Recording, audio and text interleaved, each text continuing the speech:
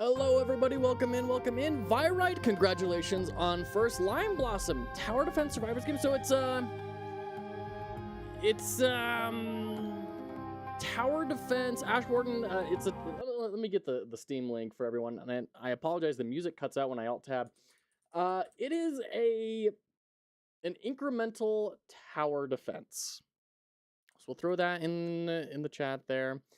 Yeah, I don't know a ton about it, but I'm excited to check it out.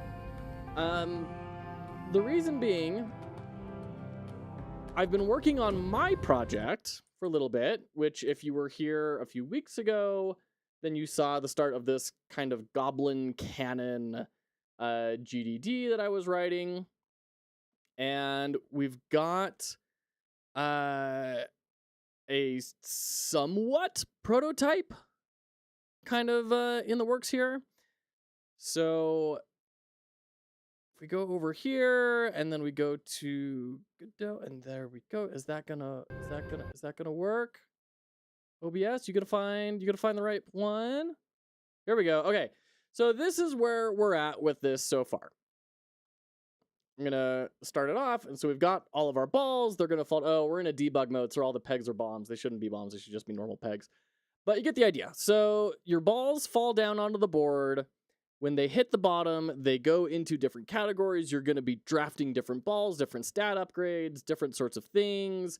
I mean, you get a split ball, and you're charging your cannon. You're blasting down the wall, which has fortifications that are going to be launching at you and sending out minions that your sort of little sidearms are going to have to fight against and kind of keep them off of your cannon and keep it healthy while you blast down the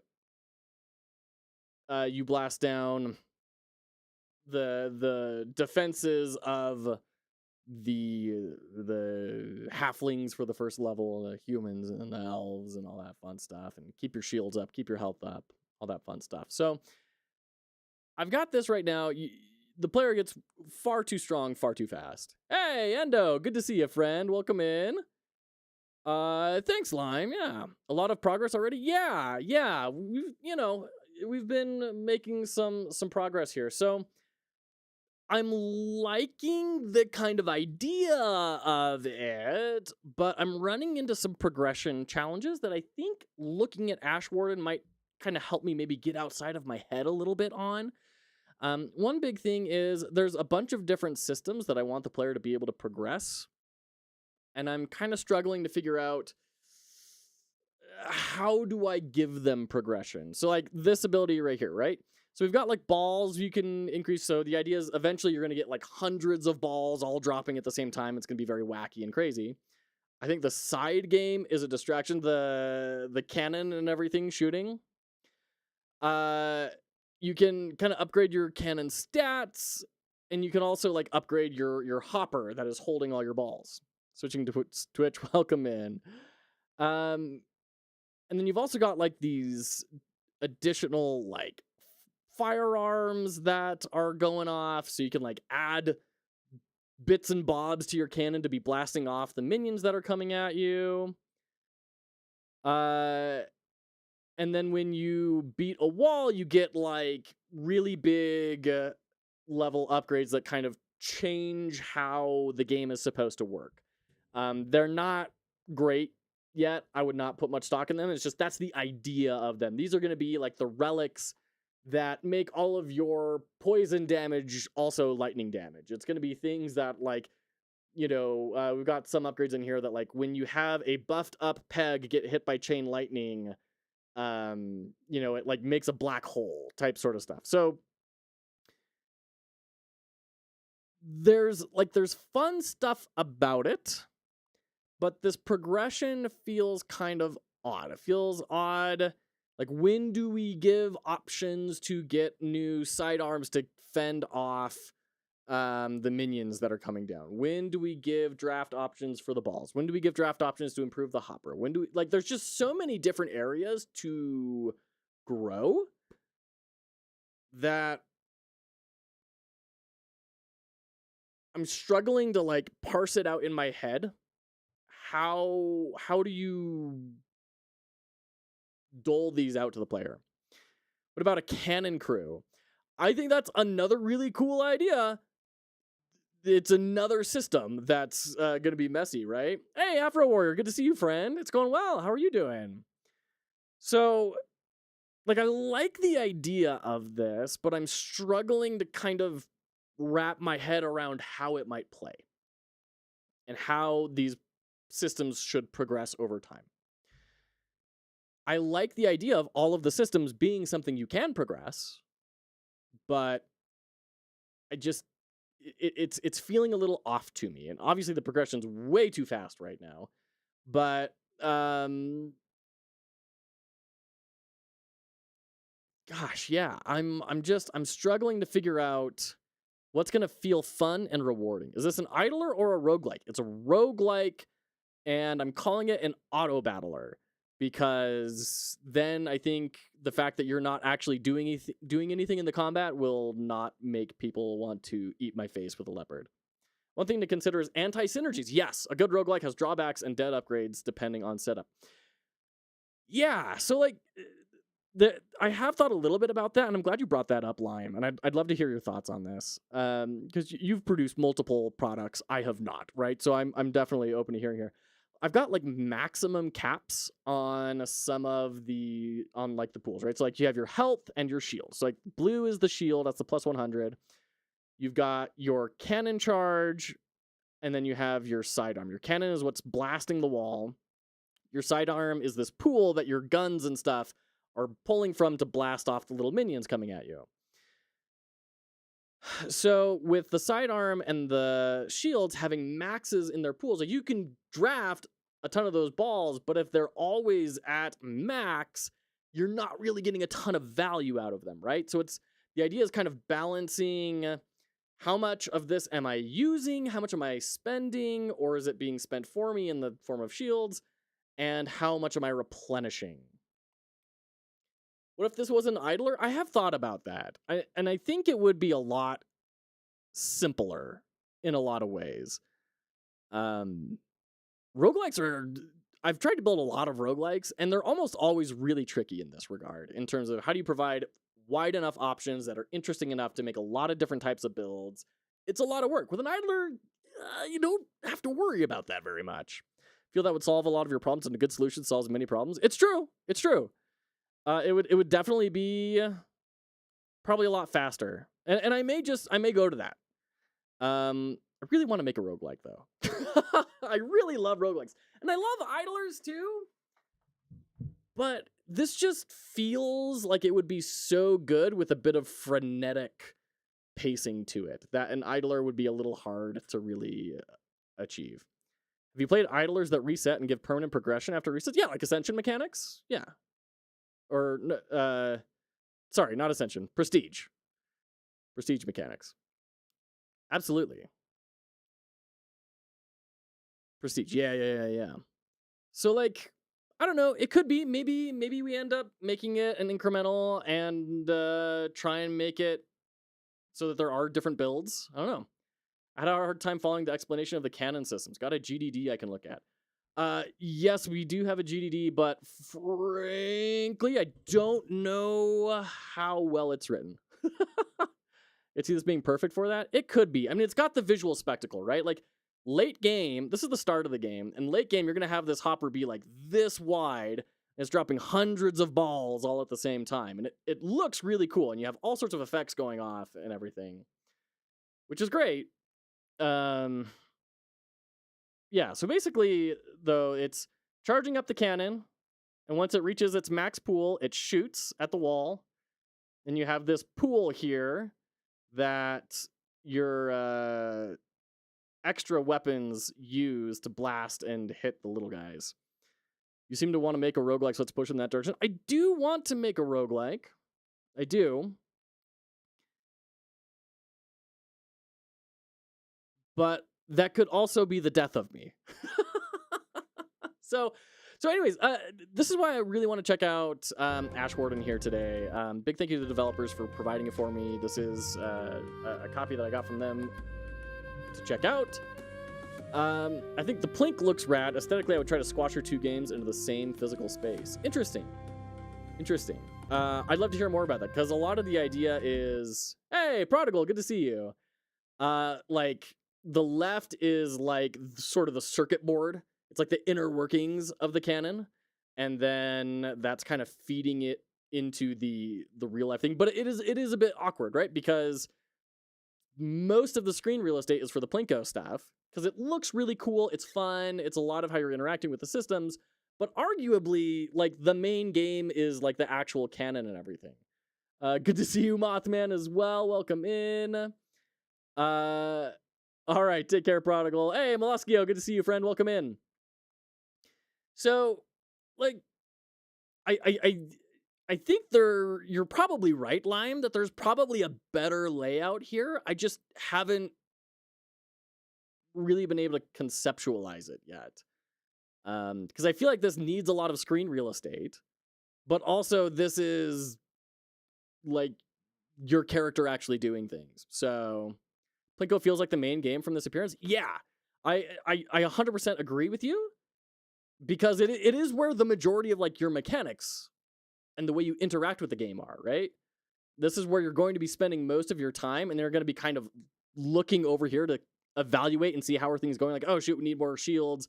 Let's try and find a defensive option next. Oh shoot, our sidearm pool is completely depleted all the time. Like, we desperately need more, or it's always maxed out. We need to draft like another gun or find some other way to use this to benefit us. So I don't know. It's it is a bit of a pickle. Like, I like the idea, but I think that there's like a couple of iterations past this of like a really good game. And right now it's just like, oh, that's interesting, you know? Looks like Peggle on steroids. Yeah.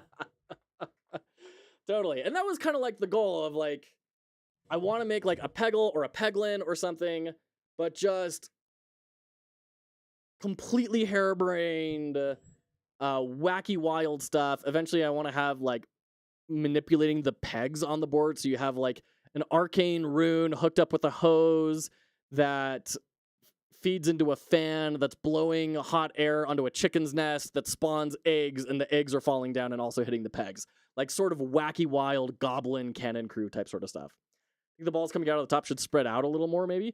Yeah, so let me go ahead and reset this here. Because you're seeing kind of it got a little bit broken. It gets a little bit broken if it runs for too long at this point. There's some bugs that need to get worked out. But this is kind of more or less how you start off with. You get like 10 balls to start off with, and then over the course of the actual game, you'd be also increasing the width of your hopper, and, you know, it'd be like this big by end game if you're going for like a really big hopper build, and you're dropping hundreds of balls all at once, all that fun stuff. I'm sure you've seen it, but Nubby's number factor could be a great idea for progression and upgrades, and that's a good point. I should play Nubby's again. You're right. There are a lot of interesting things in Nubby's number factory. Been great. I've been looping over the same game design for months. I'd love to hear about it. Yeah, so like, and then I've also got, I don't know, maybe there's just too much stuff here. Maybe there's just too much stuff, and I need to peel some systems back. Because we also have like status effects getting applied to fortifications like the catapults, and then we also have status effects being applied to the minions and the cannon, and then also status effects to the pegs. We have this upgrade, like when your leech expires, it's going to explode and put mini leech on to all nearby pegs. Maybe there's just too much. Maybe this is an exercise in less is more. I'm great in handling scope creep. You need more stuff. All right. I'm going to add a trading card game. When you defeat a minion, you have a 1% chance of getting a new card for your deck. And then you use that deck to duel against the leader after you break down their palace. So anyways, you can kind of like see some of the things that I'm wrestling with here. Hey, Kay, head out. Good to see you. So that's going to be a bit of the lens that I'm going to be approaching Ash Warden in here tonight, is to kind of see how are these other games doing it that are in a non-traditional genre, right? Ash Warden is blending roguelike, it's blending tower defense, well, I guess maybe not roguelike. It's blending tower defense and incremental and active management in some interesting ways. I want to see kind of how they get up to it. Killed your children until you find your favorite and then feed that one. That's why I only have 2 kids right now. Yeah, they don't ask where the other ones went. The streak is like a burning sensation that won't go away, and the only cure is to watch more Fox Hollow. Oh, man. Listen, I'm just like you guys. Just like you. I get out of bed, I put my pants on, one leg at a time. The only difference is after I'm done with my oatmeal, I go make gold record games. Oh, and if you understood that reference, good on ya. As always, we're going to start with a title scene breakdown. You don't jump into them. There you go. Gotta have more Fox smell. Love it. Good artwork here. I feel like honestly, the proportions are a little bit off. Like if you're trying to sell big scale, like this just feels almost chunky and juvenile in a way. I would scale up the art of the tower in the background for sure. But we do have good like foreground, middle ground, background, far background elements. Some decent layering. I do think we could use a little bit more high foreground stuff. Like this sword, in my opinion, isn't quite enough. I think we could do with a little bit more kind of obscuring some things here. Nice fog particle effects moving across. Got our classic layout here, left aligned, big typographic logo. It's a little awkward because the typographic logo is center aligned, right? With that ash being in the middle, and then these are left aligned. But like, is it a huge deal? No, it's not a huge deal. It might feel better if these were all vertically centered or horizontally centered, but whatever, you know, it works. And I play Foxball, by the way. Sorry to keep distracting. What's Foxball? And no worries, you're not distracting at all. These logos feel a little bit out of place. The color and everything is off. I would definitely make a different version of this logo to blend in a little bit more with the screen, but once again, not a huge deal. Oh, the Plinko game? Oh, I can throw up an itch page if you'd like. There's not a lot to it right now. I'll tell you that much right now. It's very bare bones. But I can definitely throw up an itch page if you'd like, Lime. I definitely value any feedback you'd give, for sure. Love to tinker? Great, yeah. I'll let me get a note for myself here. I'll throw an itch page up, and we'll throw it in the Discord. And everyone can tear it to pieces and tell me how awful it is. We got some nice hover effects here. This is nice, fairly simple. Given like the rag of the cloak and everything, and the sort of texturing on the bars on here, I would expect the blue to have a similar sort of effect, right? Have a sort of a mask on it. We've got the gradient to the left and right, which is nice, but I'd expect not pure straight lines on the top and bottom. I'd expect similarly kind of broken up sort of stuff. So that's a way that I think it could be improved. We have that blue tying into the blues. Nice not exactly monochromatic, but you get the idea. Nice color palette usage. Yeah, we'll just go ahead and get started. Cubus, great. Good to see you, friend. Welcome in. Choose a save slot. So we've got a lot going on in this UI art here. Lots of patterns, and it's kind of hard for me to tell where I'm supposed to click. Like everything is locked and the text is really like hard to notice when paired with everything else. In fact, I think it's a lighter gray than the decorations are there. So, and we've got a couple of different grays. I might make all of the excuse me. If this were me, which is not to say this is the right way to do it. It's just if this were me, I would probably make all of these the same color of gray. And then I would make the text the darkest version of that gray. It has been a while. Yeah, how you been, man? How are things going at? Oh crap. What's the studio called? Bippin Bits. How are things going at Bippin Bits, man? How's life been treating ya? I do like the zoom. That's nice. The zoom does kind of afford or signify clicking on it. So we'll just, and this big red button, return. I kind of feel like that should be in the upper left or something. Progress saves whenever Oath of Return is active. At this point in the game, I don't know what that means. I would probably just remove that line, frankly. Let's click on something. Okay. Good, good. Taking a little break for now, though. Okay. Very cool. That was a lot of text. I really wish I could have read that. Sight Sunder. Unleash a single arrow charged with raw energy, or Verge Brand. Unleash a sweeping slash and a crescent arc, cutting down all enemies in its path. Cool. Looks like it's essentially the same art, just this guy has a quiver and this guy has a sword. I wouldn't mind, like, a big text header here, right? Saying, you know, choose your path or whatever. And then, once again, we have so many clean lines on these UI elements that are... We've got a lot of different styles, which is a little weird. Like, we have this clean line art on a lot of the style, but then we have really heavy pixel style over here on this return button. So it's just...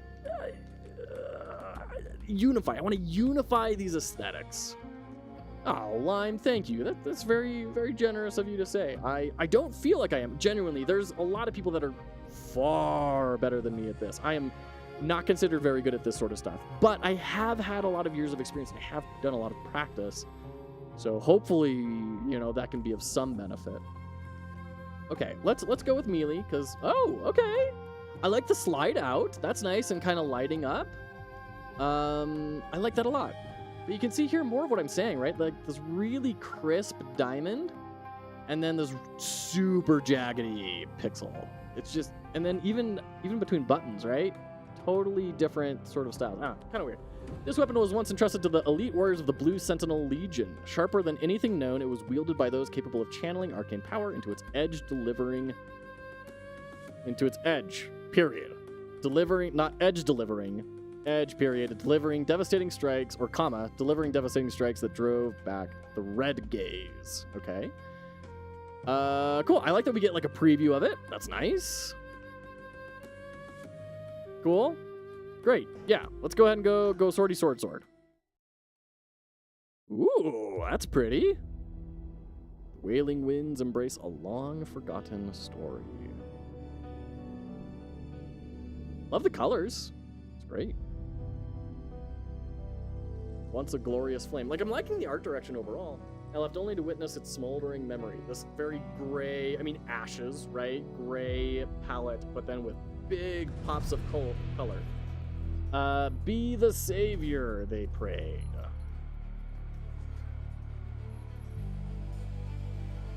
This guy in the middle, that is not a healthy hand. That's not very good. And ward off our eternal suffering. Very Dark Souls, right? Though flesh may fall, though soul may break, lest any life be abandoned astray, these towers must stand!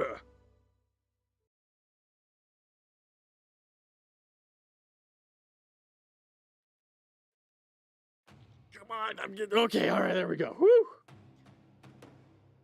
Play one run with any class. Got the achievement. All right, hot dog. So it looks like we have 1, 2, and 3. We can kind of like bounce between them. Oh, we are on a cooldown though. Okay, scary. What is my cooldown? Wait for cool. What are you pointing to? You're pointing to the middle of them. Move. Okay, move skill, normal skill. Okay. Oh, and then I have to use the mouse to pick up the goods. Okay, all right, but we will auto attack. Okay, we got a explodey boy. Oh, I can click on things. Can I like prioritize targets? Oh dear.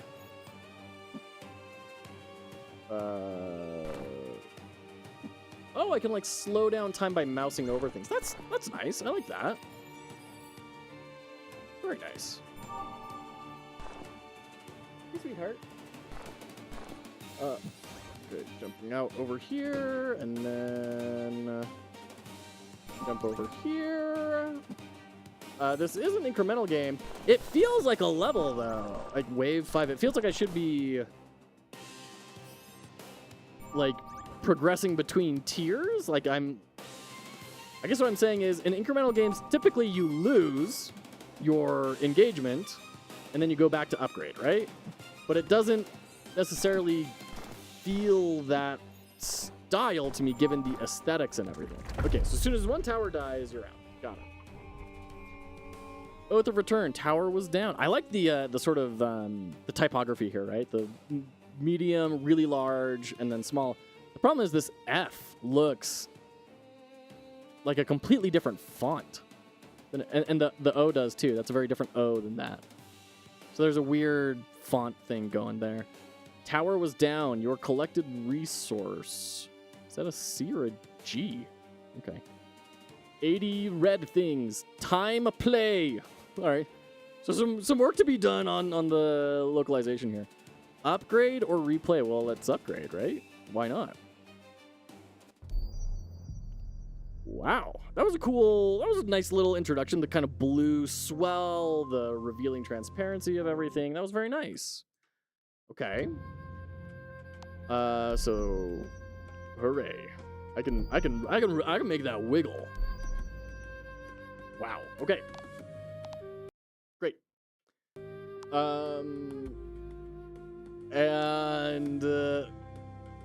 Let's see. Increase attack range, decrease normal attack. Looks like we have like major nodes, which are bigger upgrades, channels, energy unleash blows in multiple directions. Cool. I love these sorts of things. This is great. I wonder if these are... Okay, looks like we have to get both of them to get whatever this thing is. Okay. I'm curious how, like, the game chooses between which of those. I don't know what a vestige is. Vestige is the red. Okay.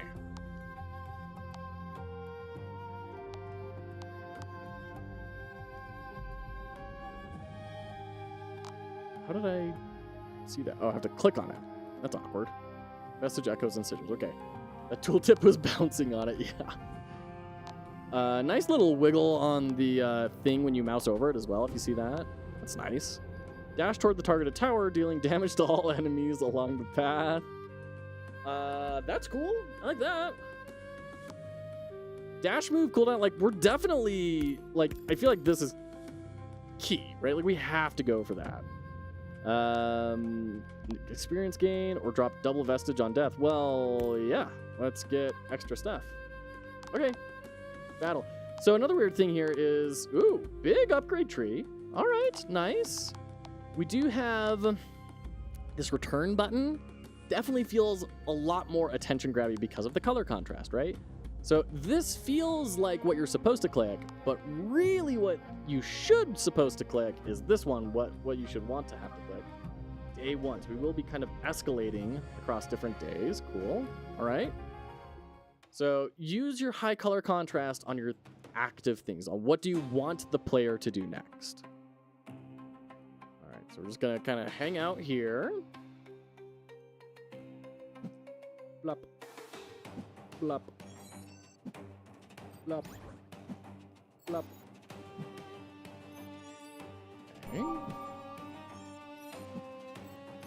Ready to move. Little notification. That's interesting. Wonder if like we're gonna get more action center style notifications up there. Yeah, it's a little weird to put it up there. To be frank, I think you'd want to put it like in the middle or something, because that's where the player's eyes are gonna be, right? And I don't think these are randomized. I think this is all the same waves that we had the first time around.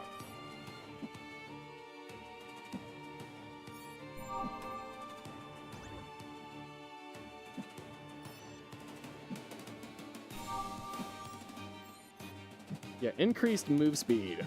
Absolutely huge.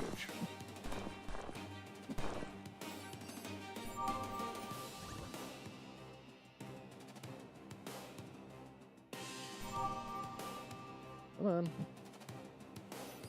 Go bop. Go bop.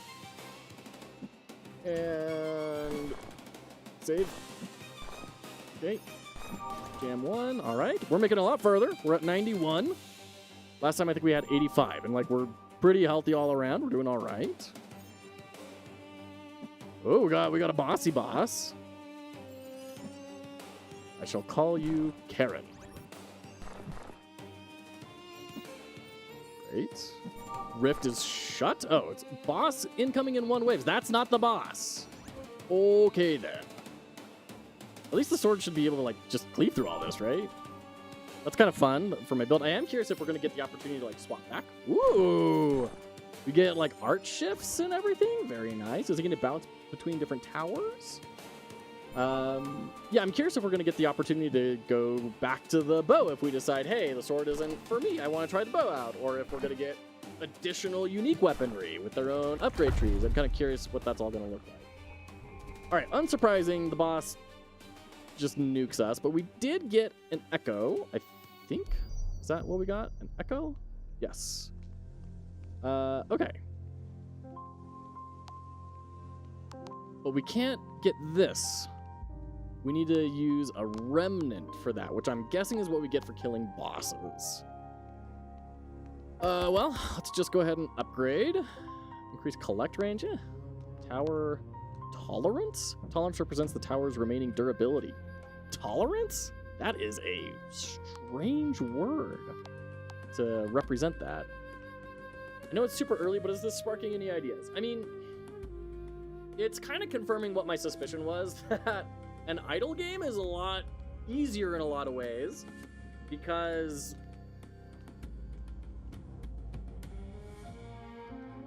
you don't have to worry about making viable, unique builds per run, right?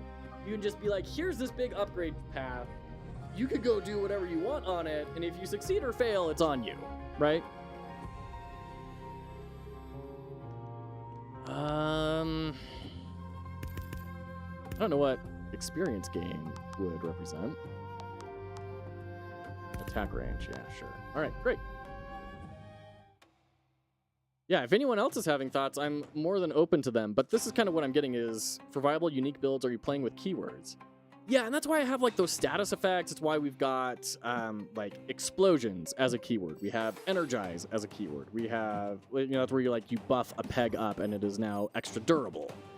We've got a lot of that sort of stuff, and I think the problem is that like we've got the pegs, we've got the balls, we've got the cannon, and we've got the like extra firearm bolt-on things that you have.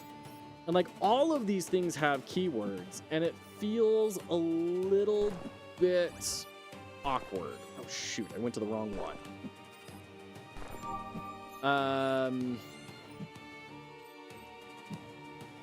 Because there's so much of those, I struggle to think like, when do we reward things? Because I feel like, okay, let's say I draft a gun to add to my cannon. Like, that feels almost like it should be a different type of draft than getting another set of balls should be, right?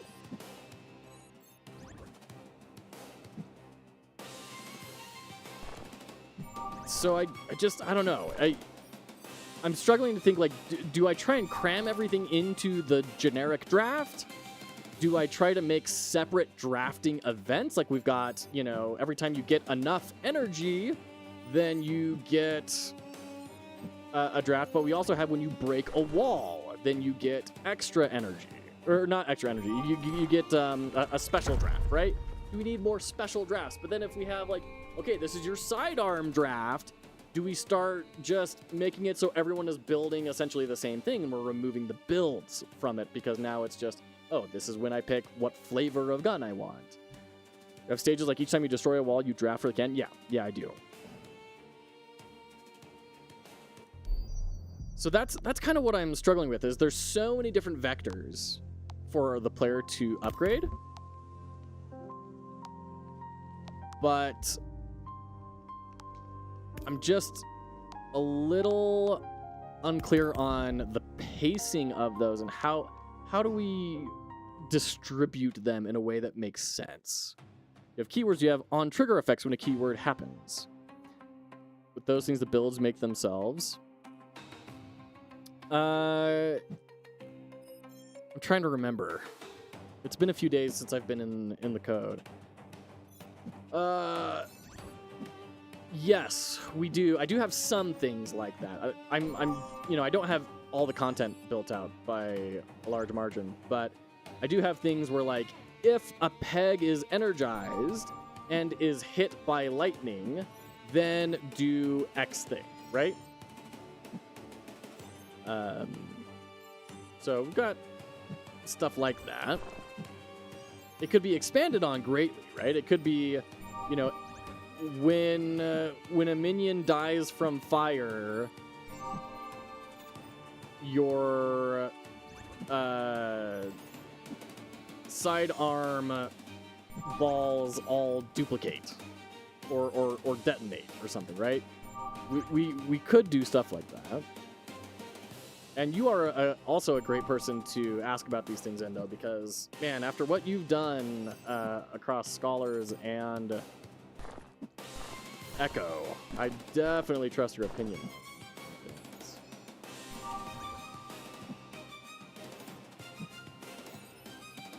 So I don't know, and it could be that I'm just worrying about nothing. It could be I'm just really concerned about something that doesn't matter at all, and people are gonna just be fine with whatever.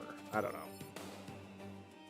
Do you ever play my insane keyword trigger game whenever the door opens? It's really interesting to see the explosion of effects.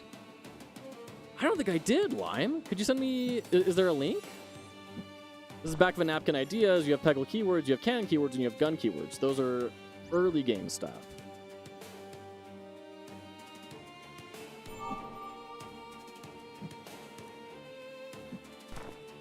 Late game stuff, Peggle on triggers can be triggered by cannon keywords. Sure, yeah. Yeah, and that's kind of the idea I've had with, like, every time you break a wall, so there's gonna be, like, 3 walls per city, and the boss is at the top of that, and then you do 3 cities, so 9 walls total. So you'd get, like, 8 major upgrade drafts, and those are the, like, let's start mixing and matching weird things, right? You see the cross-pollination crazy builds? Yeah, yeah. I don't know. Maybe I'm just... Maybe I'm overthinking it. Whenever the door opens. Okay, plays the final boss of a dungeon. Defend your life against waves of heroes in this deck-building roguelike. Back in 2024? I feel like I should have played this, based on the time. If you're worried about it being too complicated, I'd remove the gun, then add the gun later. Yeah, maybe we do that. When you feel confident about the systems, maybe. There's an experiment. Because I really love the idea of the firearm system, and it allows for, like, the wall to actually have a bit more of an impact on... Oh, look at this. Yeah. I don't remember playing this. I'll have to check this out. Thank you, Lime. Yeah, I'll throw this on my list of stuff to research. Appreciate that. For instance, Scholar only had 3 schools of magic when it entered early access, and I added schools of magic later. Sure, yeah. Earth, fire, water only. Got it. One thing I'm noticing in this game is progression. Oh, did it just crash? Hello? Oh, okay. One thing I'm noticing in Ash Warden is it started off fairly open. I could go explore, but, like, these upgrades doing 400, costing 400, so, like, it's so much easier to just max out all this other stuff before even thinking about these 400 cost ones. So in effect, it's just kind of like fill out this opening ring, and then you could start going to the outer ring, and it feels a little less great than what I was maybe hoping for. I think I told you not to play it at the time because I wanted to fix it, but I never did. Yeah, I know how that goes.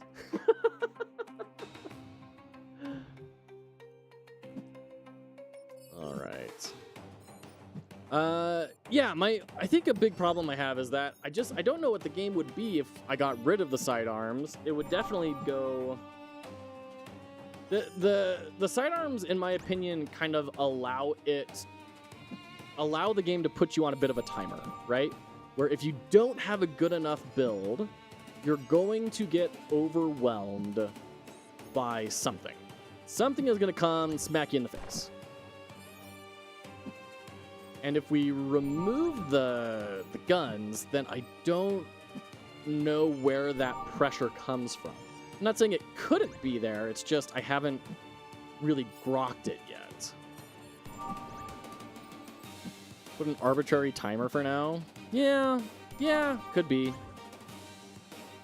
Could be. Something that's fairly easy to remove when the time comes.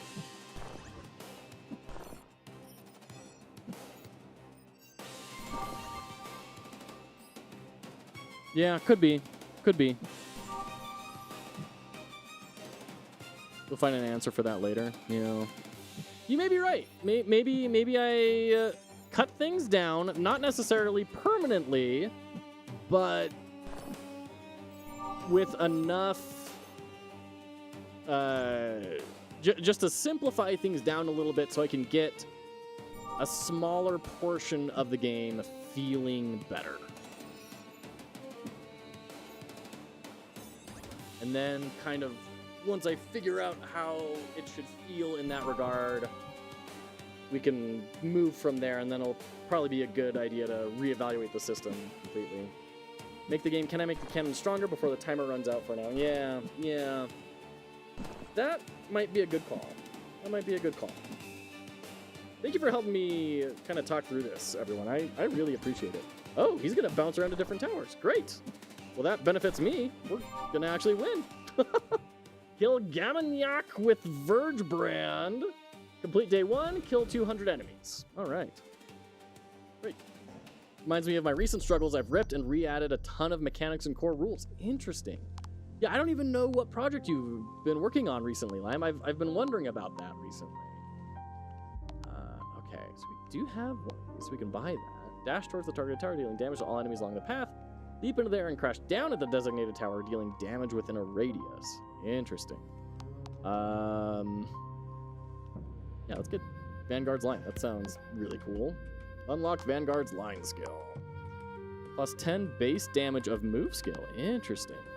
Increase damage of move attack by 10%. Okay, so flat rate, percentage rate.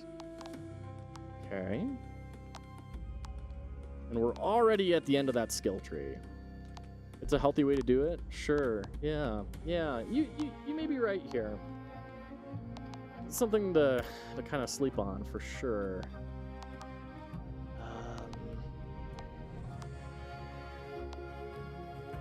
Plus the stagger. Life leech. What? Restores health to the tower you were standing on based on damage dealt. That sounds great. I will say we're using some different terms. We're using health of the tower, tolerance of the tower, and durability of the tower. Lots of different terms. Consolidate that into one if at all possible. Hey, Fuzzy, good to see you. Welcome in. Okay, and shields. Great. How are you doing, Fuzzy? Let's see. Sure. Great. Sounds great. Day 2, the Tarnished. Just code crunching. Good for you. Do we get to know what super cool secret projects you're working on? What's the next thing in the Fuzzyverse? Wait for them to kind of get in line a little bit. That did not do very much damage. That was not a lot of damage at all. Jeez. Nothing new? What do you mean nothing new? You're building stuff. Of course it's something new. Oh, this is not going well. This is not going well. This is not going well. There we go. I mean, we're getting a lot of resources, though. This is definitely way more efficient in terms of resources.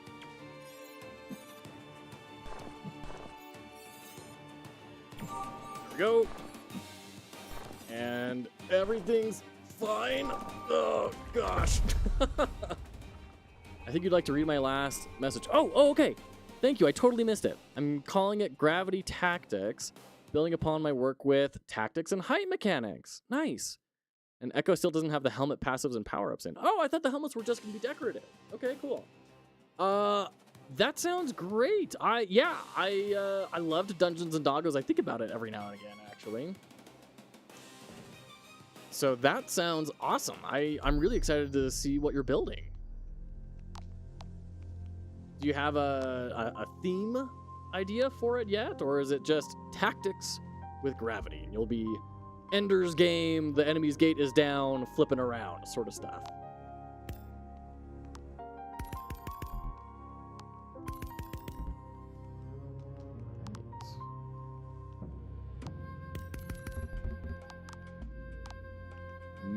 Move attacks. You got a double word there. Things like that just kind of make it feel a little bit sloppy. And there's a lot of them, unfortunately.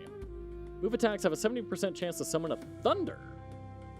Thunder that finishes off low health enemies. Is this game translated? Like, is this an issue of localization? Okay. One of my friends used your video to beat the last puzzle. Well, I'm pretty sure I had you tell me how to beat the last puzzle, right? If I'm remembering correctly. Here I'm thinking goblins versus the wizard oligarchy as they climb the wizard tower. I love it. Timer idea is sparking stuff because now when the wall breaks, you choose between items that makes the cannon stronger or extends the timer. Extending the timer is gun upgrades. Yeah, I can see that. If we do that, it would probably would be nuking the health aspect of the tower as well. Like everything would just be flat. Can you DPS the tower? Or can you DPS the wall down? Instead of can you manage these different things?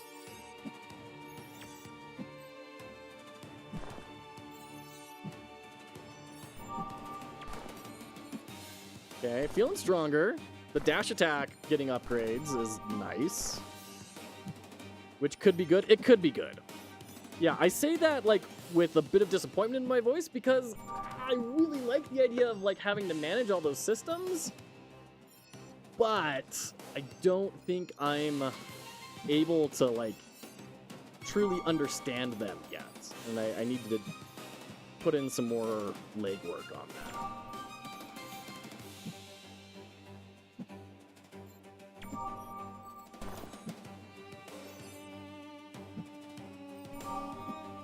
Makes it easy to learn, hard to master. It could be. Jeez. It's not going well. How you do it is so involved. I guess so. I think it kind of depends on how that shakes out, right?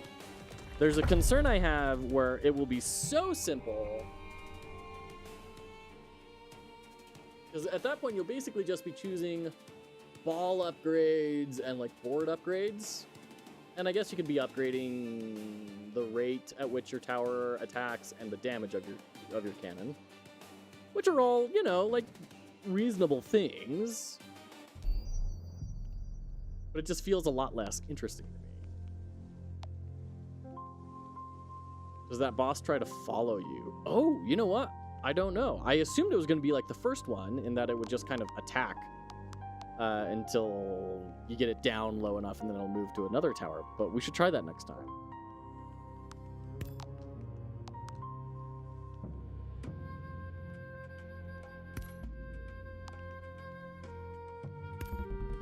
What is experience gain? Experience allows you to level up and gain echoes. Oh, that's how we get these things. Is by leveling up. Oh, God, look at that blue progress meter. That is, like, barely legible. Okay. Okay. Cool. Great. We can do this with every game. It's how we do it. Say the Spire is just doing damage or getting shields. That's, I mean, sure, right? Simplifying it down. I guess my concern that I have is that the how will become like it will be just that without all of the other nuance that is presented in other games, right? And I guess that would just be the trick, is making sure that we get the nuance built, right? It's the keywords and the on-trigger effects that make it super cool. Yeah, yeah. What's the thing we've said all the time, that when and if are the backbone of roguelike design?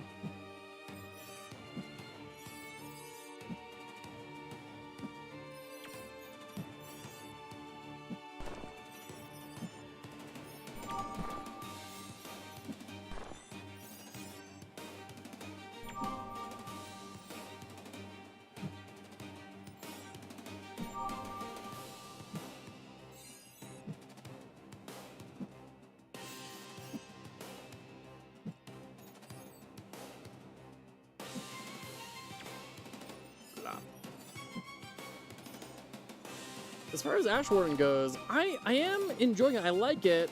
It's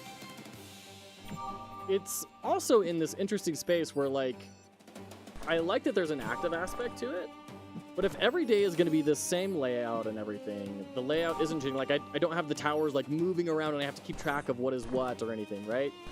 It does feel a little bit like, why is the active part even here, you know? All right, let's see if he'll follow me if I move to a different tower. Oh, he did change towers, weirdly. Oh, because we did a whole bunch of damage.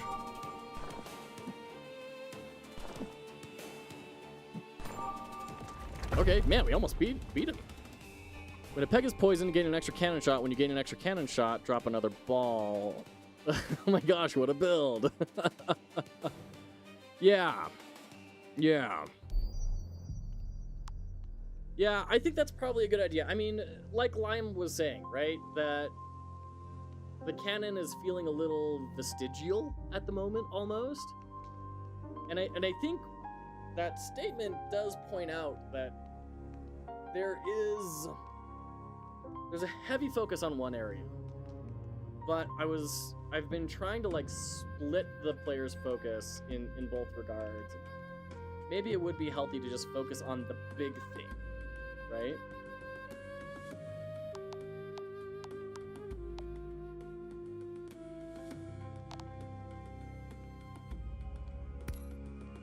Yeesh, that's getting really expensive.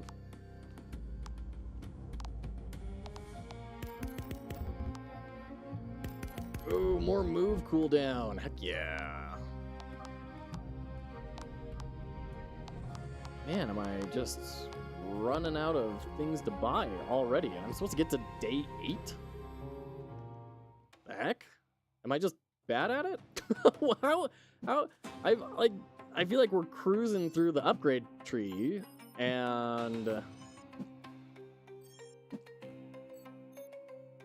we're only at day 2 out of 8. Am I investing in this game? What do you mean by investing? We're playing it. Playing it to try and get inspiration on kind of how other games handle their progression systems, because I like what it's doing with the incremental and the tower defense, and I don't know, I figured it might help me to kind of get out of my comfort zone a little bit and evaluate something that's a little bit different from what I'm building. There's definitely 10x tree, I bet.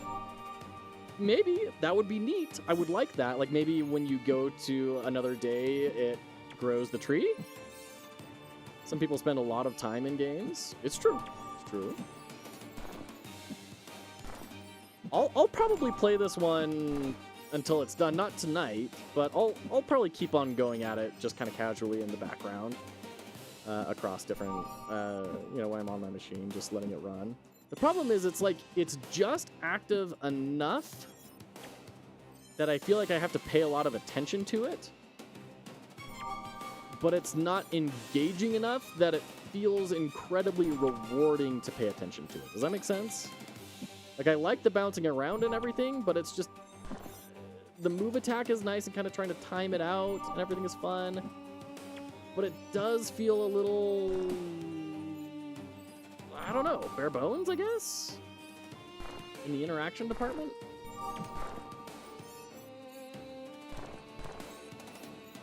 Not right for second monitor? Yeah.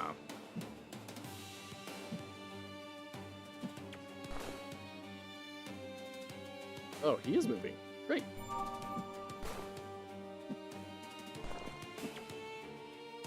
Can I get you to teleport again? Aha! Hey, we got him! Dash attack. Kill the Tarnish for the first time using Vertebrand class. Complete day 2 for the first time. Hot dog.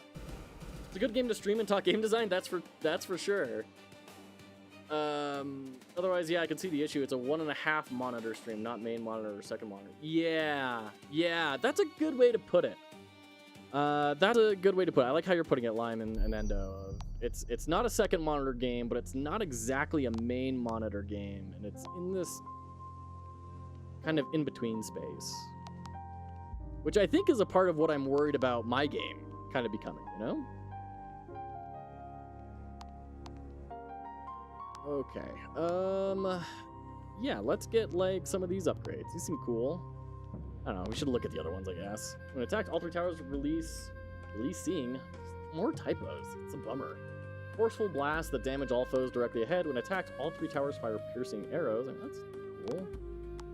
Greatly increases size and range for each hit, but decrease damage from second target. Like the cleave targets don't get hurt as much. Each slash is following by another one. The second slash deal 35% of the main slash. Yeah, the translation's getting worse the further out we go. Let's get that, I guess.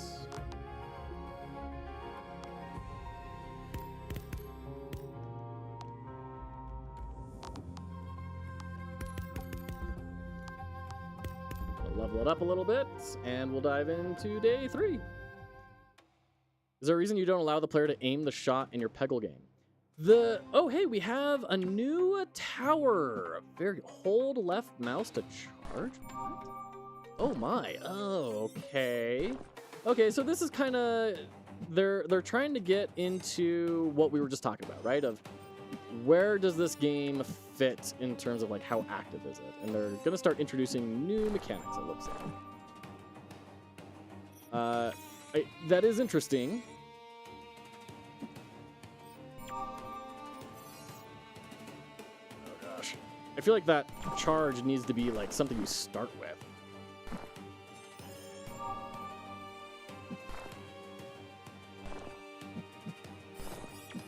Okay. Gosh. This is getting hard. But in a way that like I don't feel very empowered, right? Like I'm very locked by my cooldowns. That could make it a main monitor game. It could be. So there were a couple of reasons why I didn't want the player input. First off, I didn't want it to be. I wanted to simplify it as much as possible. I wanted it to be something easy to build. So as little player input as possible was the goal. And I also think that removing the player input makes it a lot faster, right? All of a sudden, the player isn't having to decide where to aim. It's not turn-based. It can all be real-time and just wackiness can flow. And I like that thematically with the goblins as well.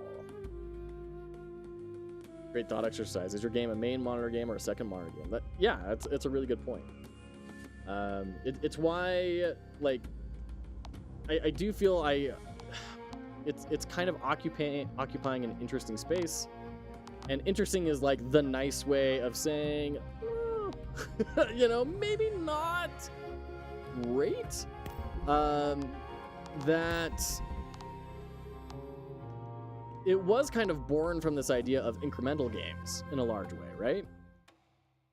My game was. It was kind of like, I want an incremental game, but I also want a roguelike. I want to eat my cake and have it too. Wait, what? Do you shoot those in the direction of my mouse? Because I would not have expected that.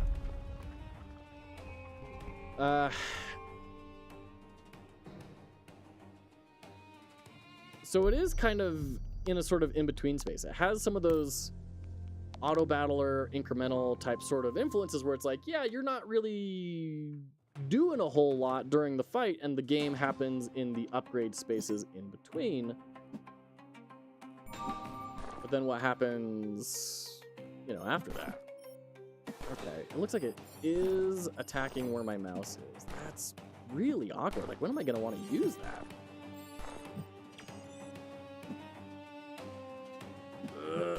Yeah, jeez, that sucks, dude. Sorry, that was not helpful.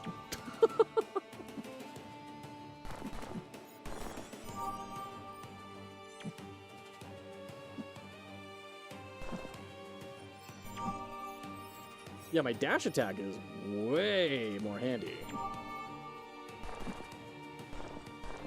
Ugh. Game design is so fun, you got a lot of things to think about. Yeah, for sure.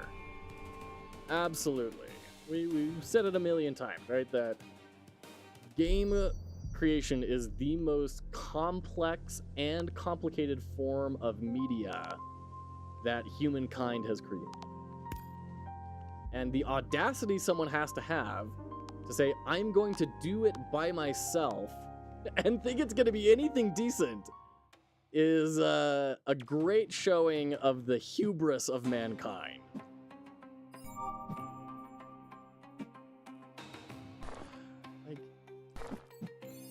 Like if I can't move that around while it's going, it just feels so bad.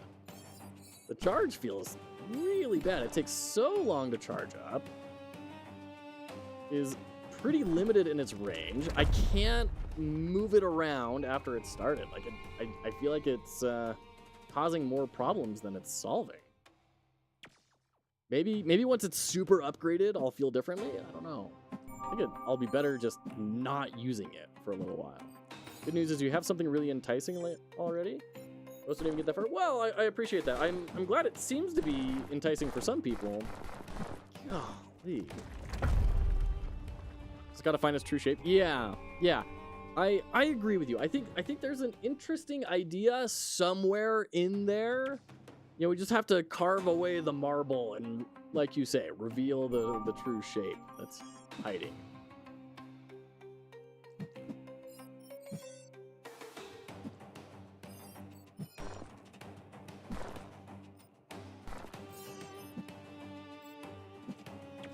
Okay, so the charge is being good against the, like, crustacean folks that have a bajillion health.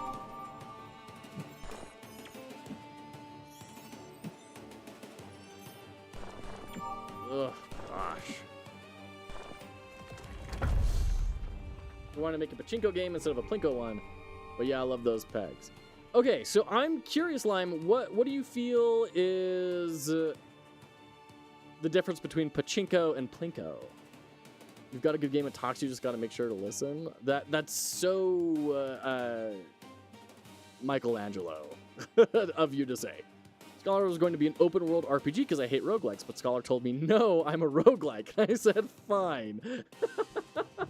That's funny. I didn't know that history behind it. I knew that you were not a roguelike fan. And I was always kind of curious about, like, well, why did you make that then? Why'd you make a really good roguelike? Oh, health regen on the tower seems probably really good.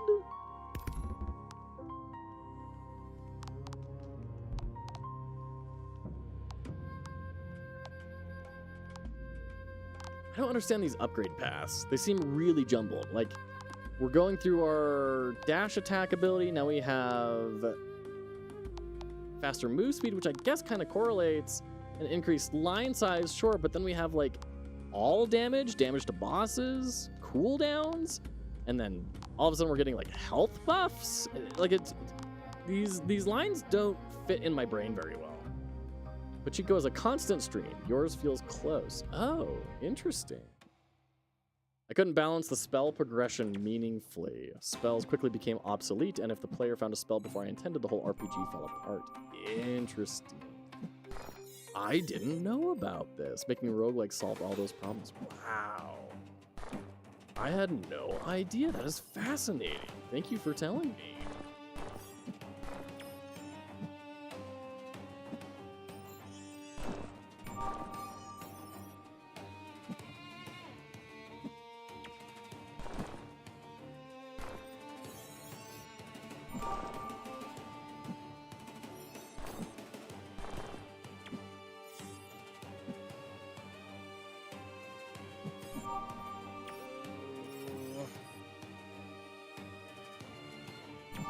Got him. Nice. Okay, this is the furthest we've gotten.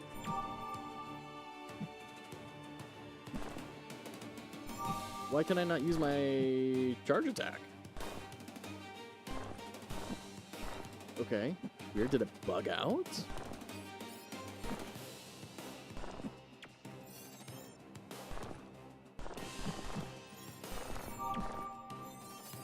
Okay, getting lots of monies.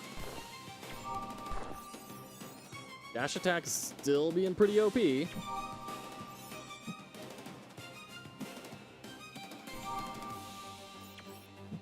health regen on the tower is being super big.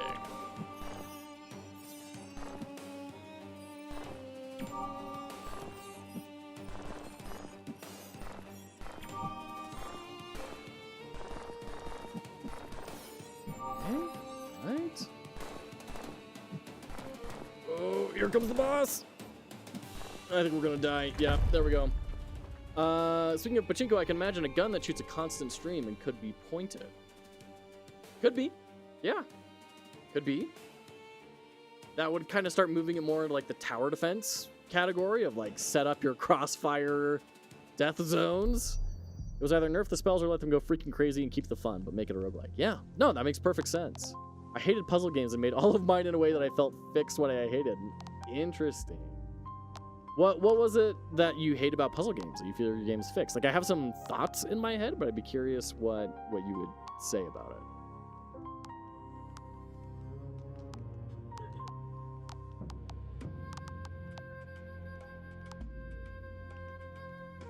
Man, I don't even know what to upgrade next.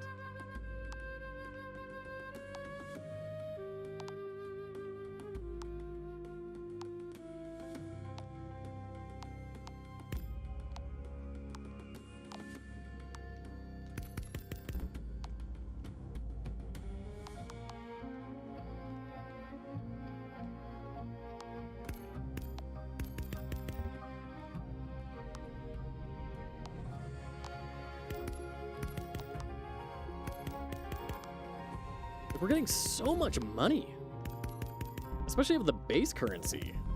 This is crazy pants. I just bought this entire arm of the tree. The pacing definitely feels strange to me. I know there's like a ton of stuff we haven't explored yet, but still. Hey, Alamod, good to see you, friend. Welcome in. Good to see you, man. Hope you've been doing well.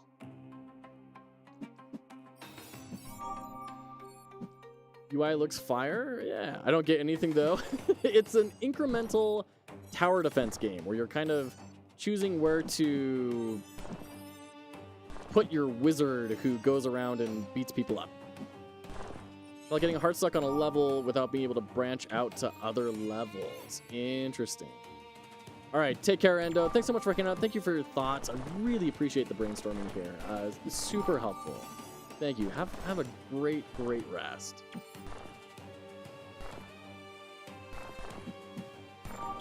No. Missed it. Okay. Oh, this is not going well. Jump back to 4. It's cool how my towers can now effectively just permanently tank one of these dudes.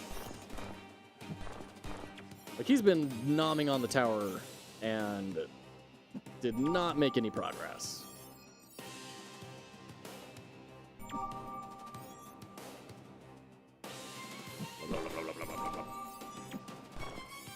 You could probably use some better sound effects on using your charge up abilities, right? You could have some sound effects when you're charging things up, big effect when you're releasing it, and impact noises. There's some missed opportunities there, I feel.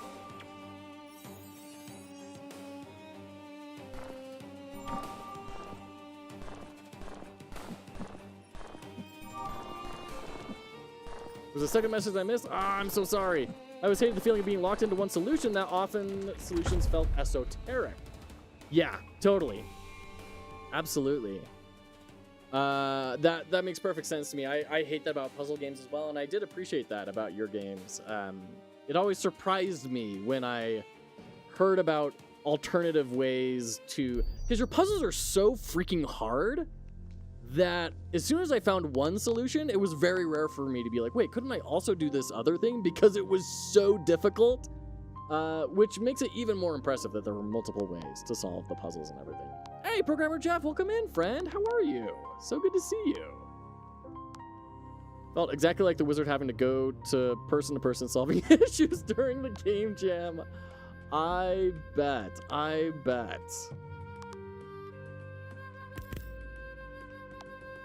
Yeah, being like the facilitator person is always a wild ride.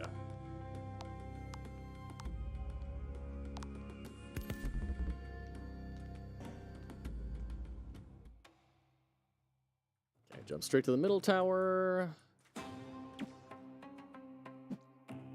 Charge up my laser. Blast, blasty, blast, blast.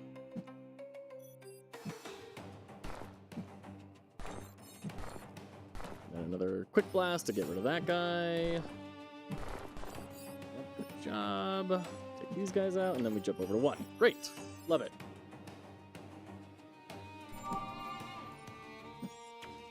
Nice. That was smooth. Got all of them in one shot.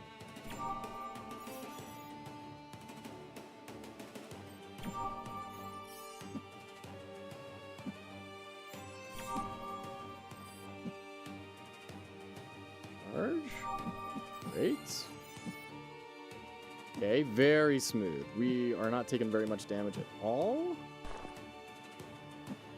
Okay, thank you.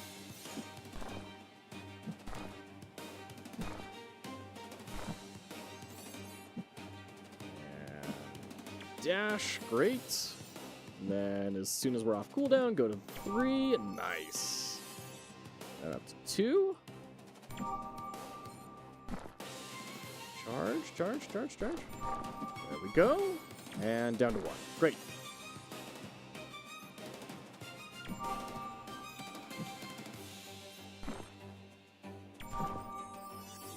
Lovely.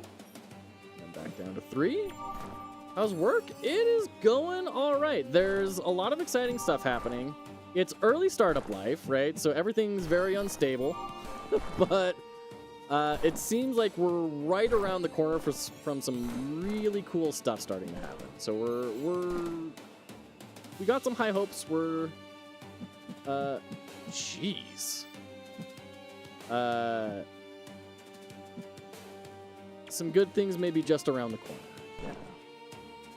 Thanks for asking. You seem to be gaining proficiency. Yeah, I do think I'm getting better at the game, and like my character is definitely getting a lot more proficient. Not in a crazy observable way, but like those slight increments in power really give a lot of they kind of help you get past certain breakpoints, right? Because all the waves are manually built and not randomized, that does give them a little bit more control over, like, yeah, if you have a 4-second cooldown on your dash versus a 3.5-second cooldown on your dash, that's going to make a world of difference. Even though it doesn't feel like a lot, the way the timing works out can make it really a big deal. Okay, what do I want to upgrade here?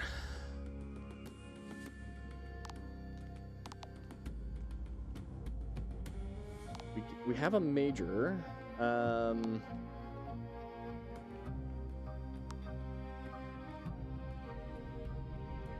guess I don't really know what the difference between these two is. Sure, we'll do that. Unlock Vow Pierce skill achievement. Increase counter damage. Okay.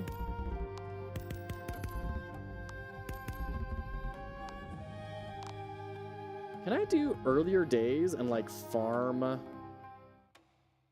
the like ultimate currency?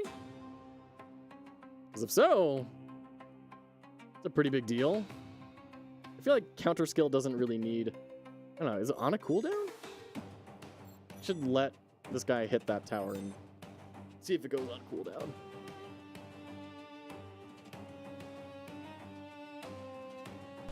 It does seem to have a cooldown, but it's not being represented over there. That's a little bit awkward.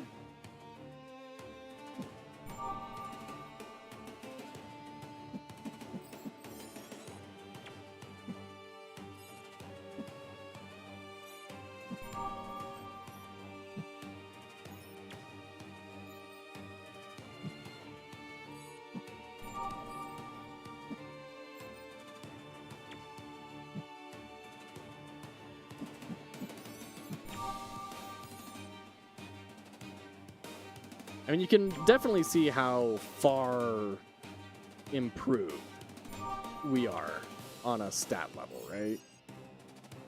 We're crunching through this with no problems at all.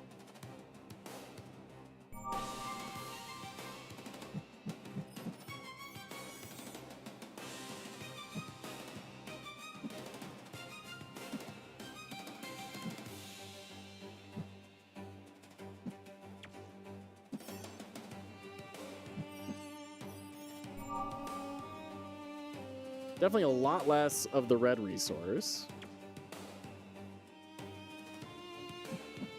But that's okay. I really just want to see, do I get the highest tier resource for beating up level 1 boss? No. No, I don't. Okay. Cool. That's what I wanted to know. Oh, we're going to go straight to day 2, huh? Yes. Return tonight. Whatever that means. Day 4. Let's go. The Great Tarnished. It wants to be Dark Souls so bad. Which is not a bad thing. Like, it's a great game. It feels a little on the nose in terms of the inspiration, but, you know, still good. I'm not gonna sit here and pretend to be holier than thou on it. Something called Spacetime DB just got a major push. I'm so down to make a multiplayer game with it. Yeah, I saw a post about that on the Godot subreddit, that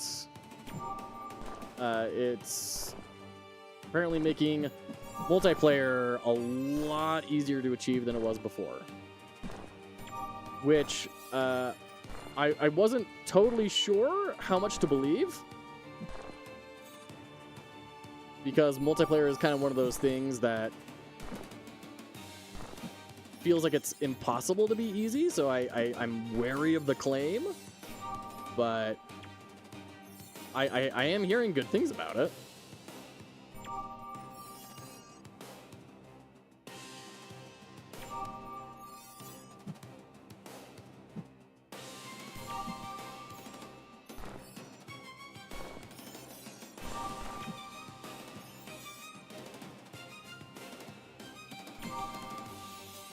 God, look at all this money we're getting. It's outrageous.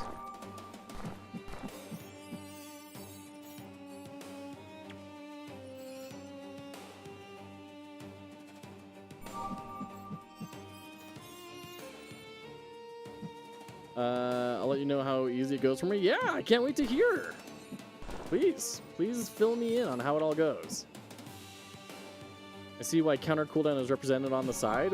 Why is that? What are your thoughts?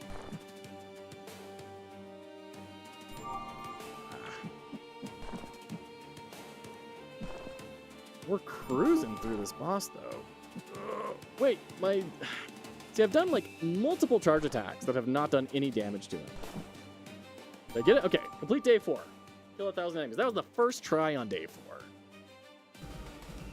I think counter uses a tower's blue bar. Oh, it uses its shield? I think that's what the shield is.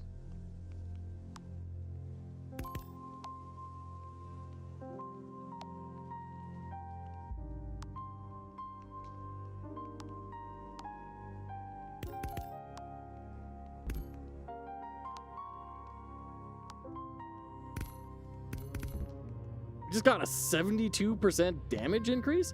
Total damage? Is that damage of the counter or just total damage?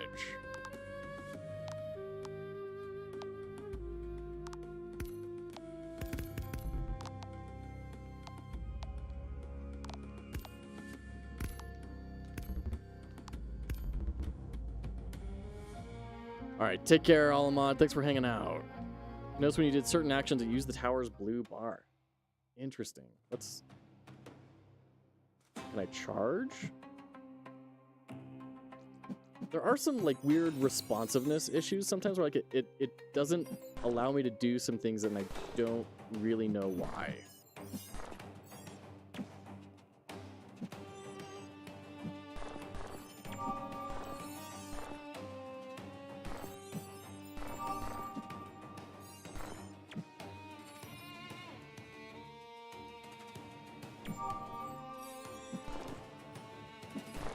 Charge. Or don't. Great.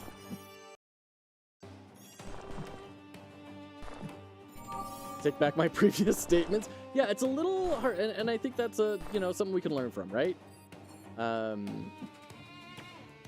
Even when you're, like, upgrading your abilities, in the skill tree, you click on an ability and the next node doesn't unlock right away. Like, the node has to kind of go through this whole big animation before the rest of it, before the next node unlocks. And for a while, I thought, oh, maybe I have to, like, unlock, you know, 2 versions of this or something in order to get it, to unlock the next thing. And I don't think that's the case. Each tower has its own cooldown. Yeah, maybe that's it. Okay.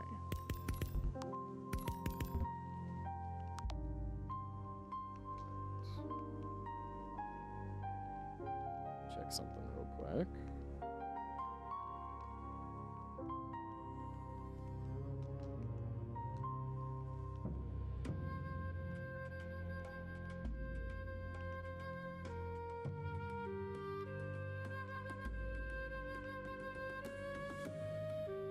Did see 2 of the counters go off at about the same time? Interesting. Interesting. Alright, so this is not fully maxed out, but it's getting close. We do have a special. I should spend that.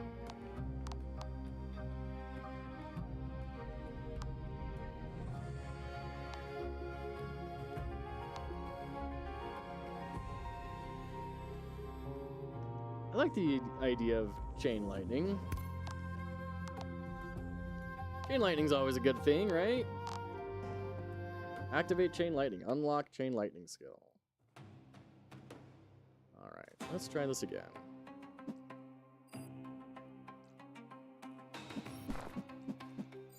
Those dudes. And like even there, like it feels like some of those projectiles just don't seem to actually do any damage. I don't know. Like they miss or something in it, and it just doesn't read very strongly. In my opinion.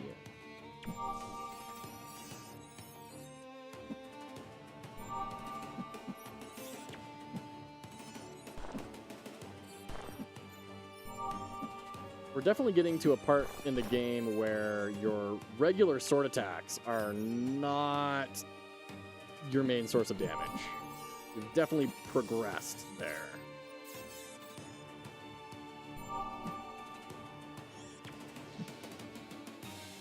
I'm not noticing any chain lightning happening from the dash attack either.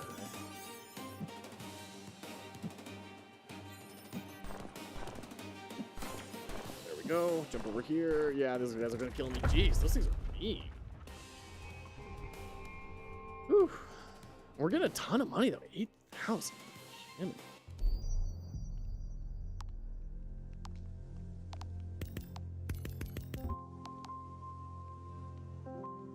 Alright.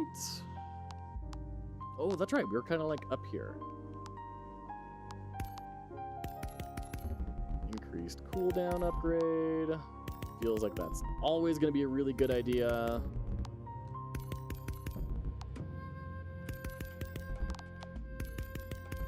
Just get everything in this tree. Why not?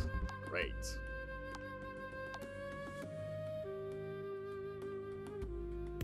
Sure. All right. A5.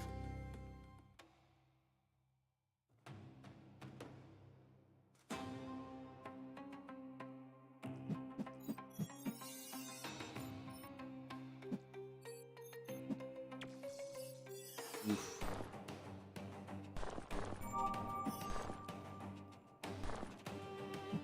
Zapped. Go down. We're just gonna have to let that tower fend for itself for a little bit. And then we'll chain over to here. There we go. Over to 4. Nuke.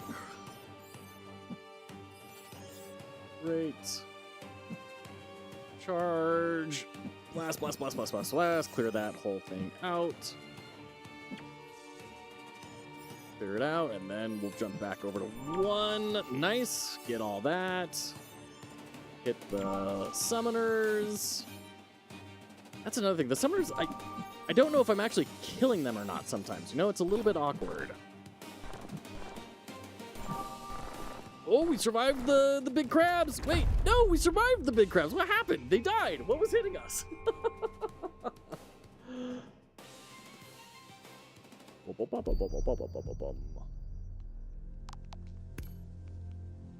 Okay.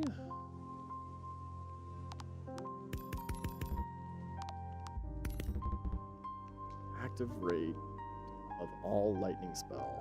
Increase active rate of all lightning spell. I have no idea what that means. I think I figured it out. Counter and charge both use the white crossbow looking icon.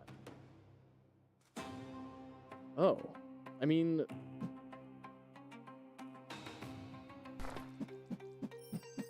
I'm not gonna lie, I've never even noticed that icon. So we have the counter skill here.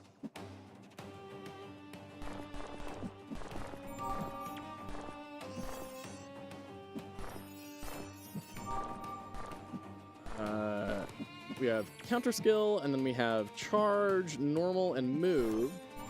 I have no idea what that bow represents.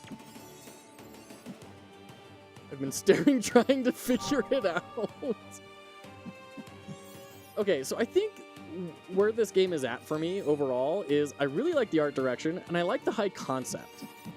But there's a certain amount of work that needs to be done on just user experience, like the player and user experience. Obviously you got to tighten up all those typos. You got to get that all fixed up. You've got to make it very clear when things are happening, and you got to make it feel a lot more satisfying to be mowing through all these things, right?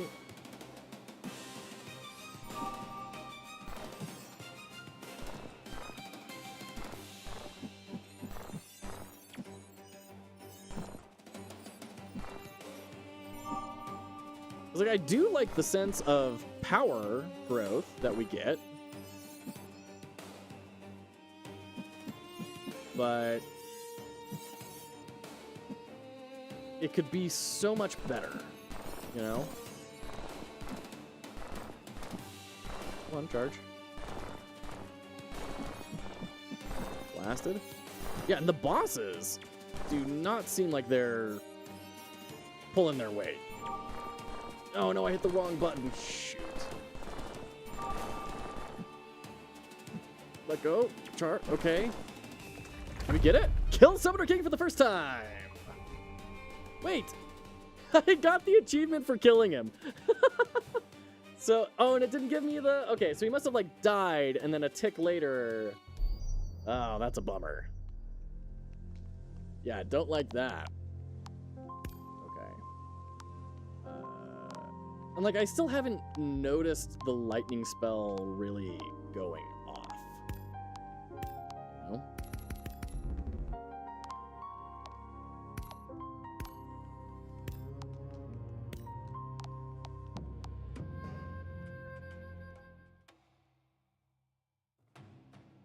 Day 5, Summoner King. Let's try this again.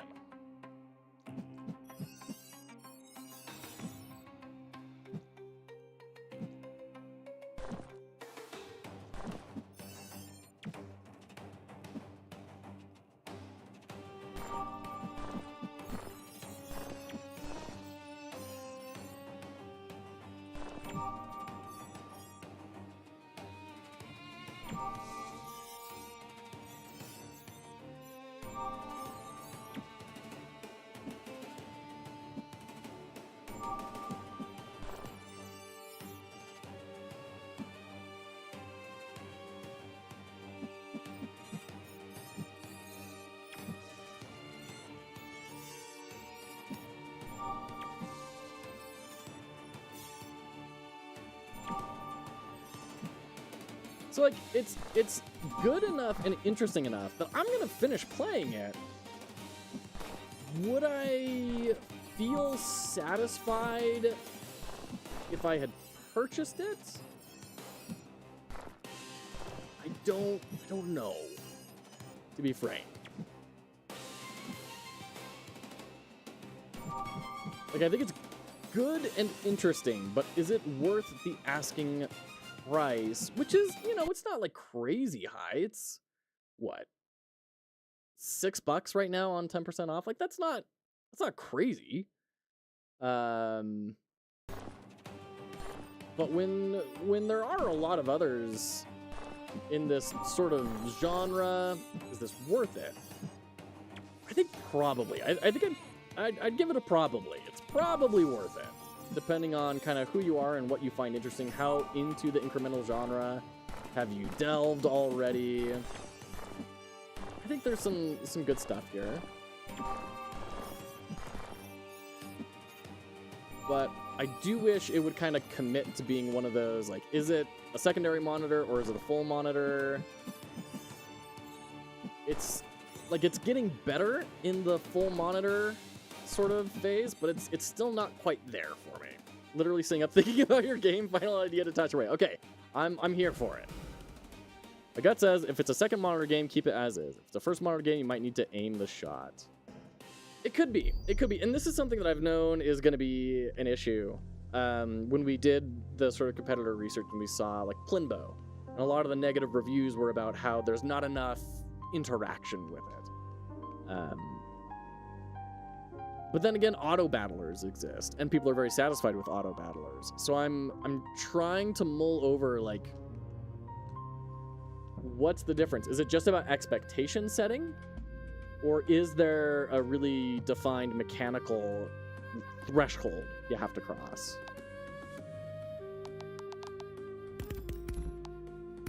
But auto battlers have unit positioning. That's true. That's true. So would like placing upgraded pegs or something, right?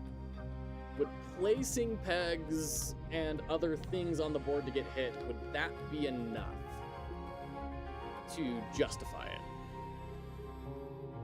I think that interaction carries a lot. Yeah, and that's a really good point. A very, very good point. Let's get more chain lightning.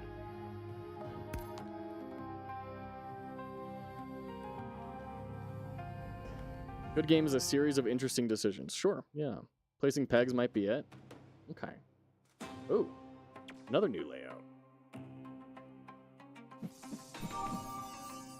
Whop. Whop. That's satisfying. Worth testing. Yeah.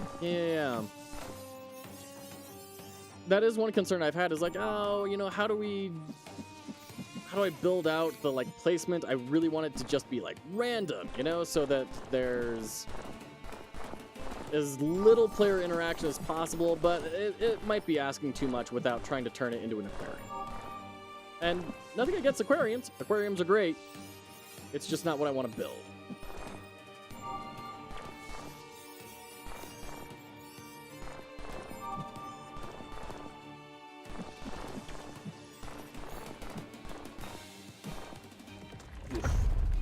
You saw the chain lightning? Man, I still haven't really noticed it.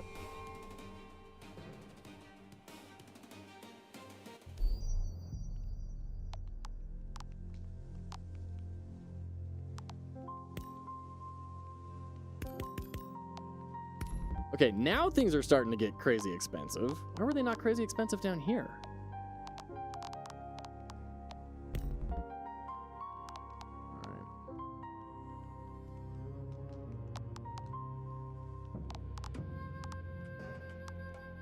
Also opens up more keywords. Yeah, you can have cannon keywords, ball keywords, and now peg keywords for sure. Yeah.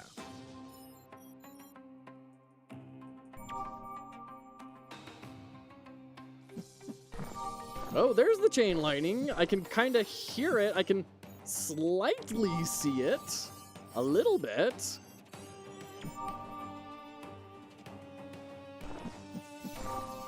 Okay, yeah, I'm kind of seeing it now.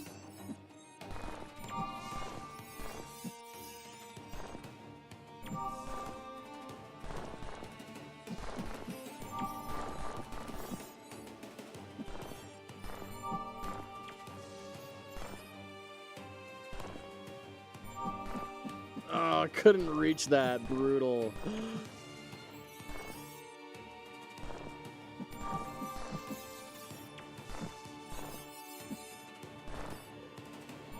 Okay. Dash, dash, dash.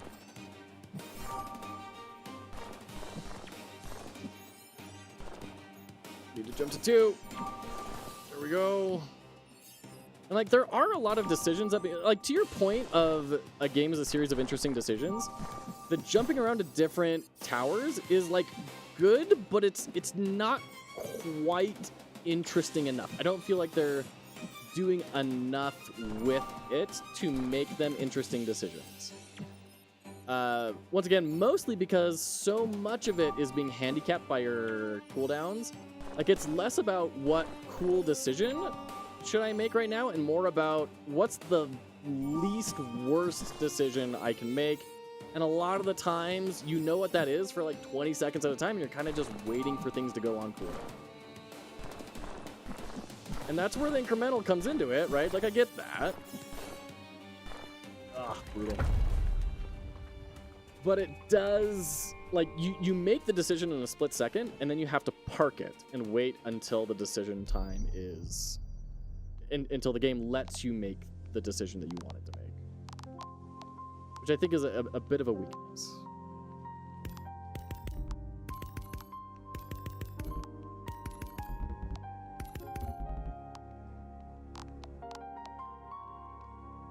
Increase total damage by 100%? Just raw? The crap?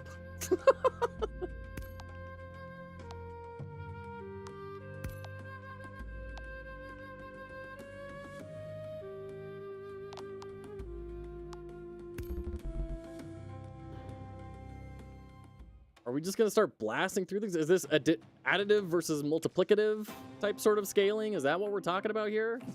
That seems bonkers. Okay, we're crushing it now. Great.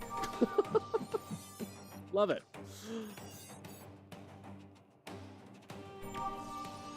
Get wrecked.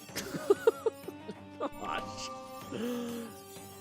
This is a problem that a lot of incremental games tend to have, where like one upgrade branch just completely carries a huge amount of progress without it feeling like it should, right? There's, you know, like if you're in the board game space, if you were in the board game space during the huge Kickstarter rush of like the early 2010s or so, then you're familiar with Cool Mini or not. And one of their big draws was that they would have these huge, really cool minis in their board games. But there was a growing criticism surrounding them that the cool, big monster minis were like really small parts of the strategy of the game. So you're getting these big old props that didn't accomplish a whole lot, and it just felt very incongruous in the design. And I feel like a lot of incremental games have that problem where it's like, here's a minor upgrade that triples your progression speed. Oh, Endo, get some rest in, friend. Thank you so much for your thoughts. Thank you for your feedback. It is super helpful. Please go get some wonderful, well-earned rest. You're fantastic. Oh, shit, I hit the wrong one. I meant to go to 2. Darn it.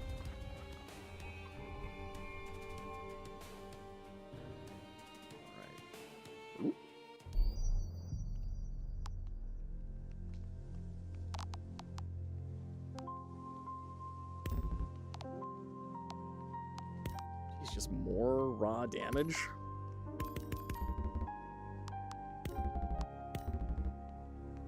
Alright, things are definitely becoming more expensive in these outer reaches. Great Summoner King.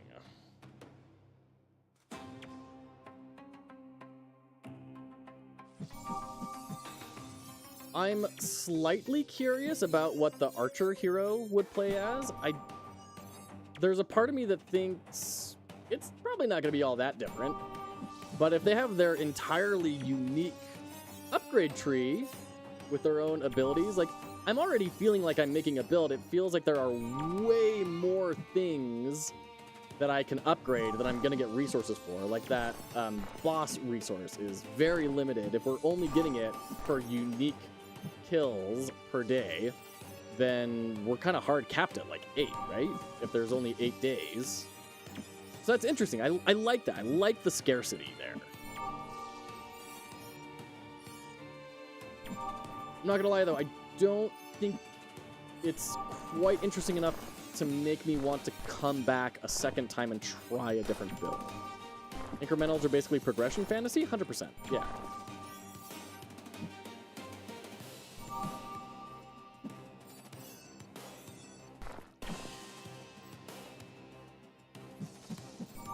Okay, getting that chain lightning activating.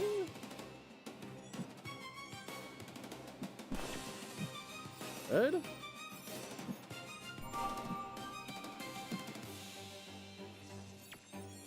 Okay.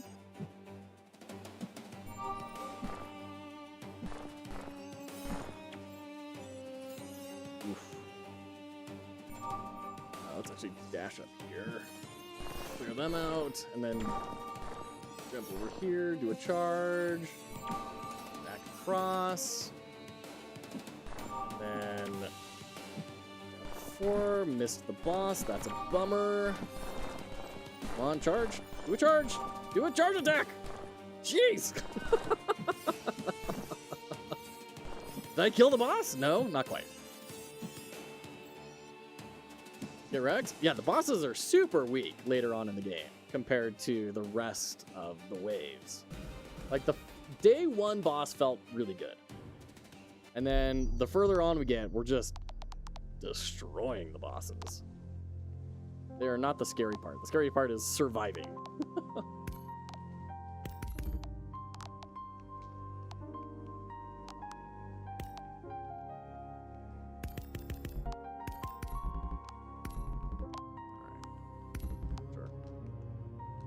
What's our next cool big upgrade that we want to get?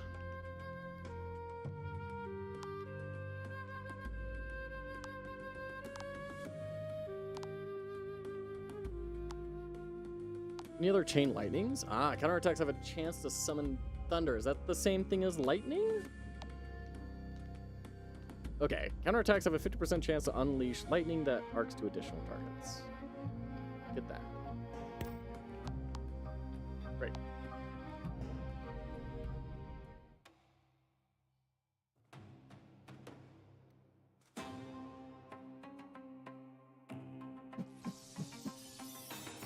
Yeah, we're definitely going for lightning on this fella.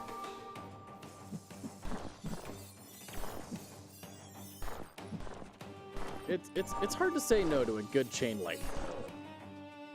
Wow, it already died. Holy cow, that was fast. Okay. Great. Love it.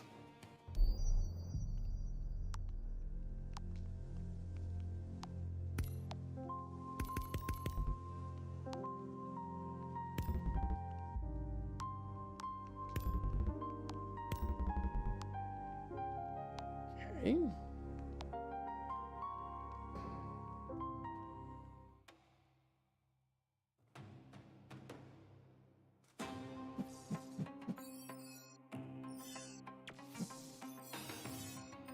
Definitely starting to, you know, lightning is very apparent. We're definitely doing things with lightning.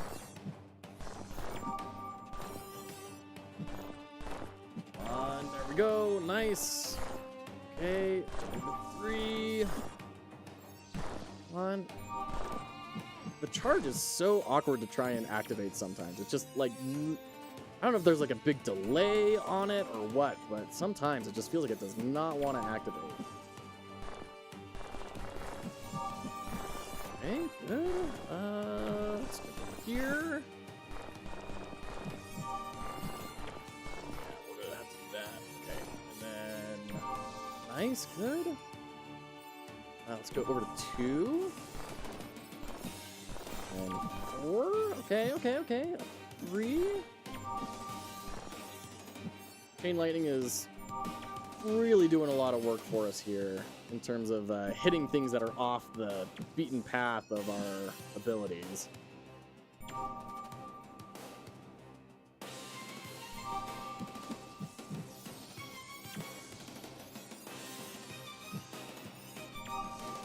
Nice.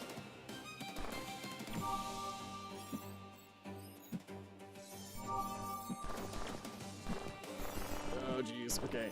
Up to 3. Up to 3. Good. Over to 1. Good. Over to 4. And then up to 2. Hey, there's the boss.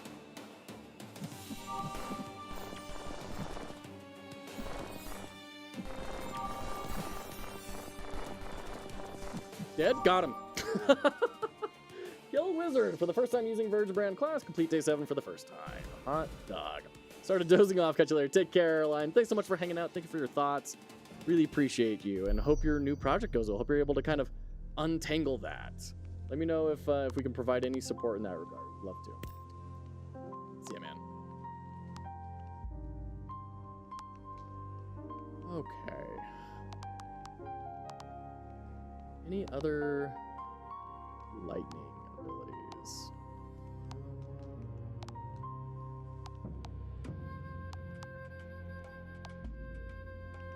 Not seeing anything. I think it's probably time to start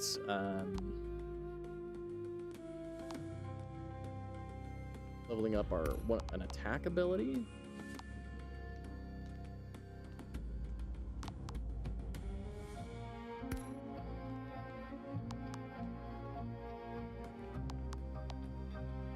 There we go. That's what I was hoping for. Lightning. There you go.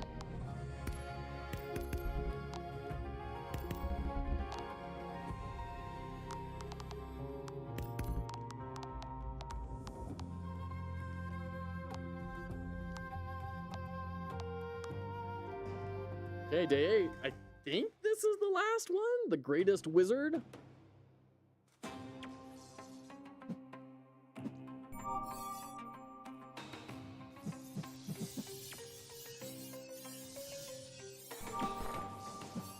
Yeah, it looks like each tower does have its own unique counter-attack timer. So that's really good to know. I don't know why I was only able to like piece that together just barely and make it fit in my brain when everyone was saying this is how it works. But there you go. Oh wow, that already broke. Okay. 80,000? That's not bad. That was a pretty quick 80,000.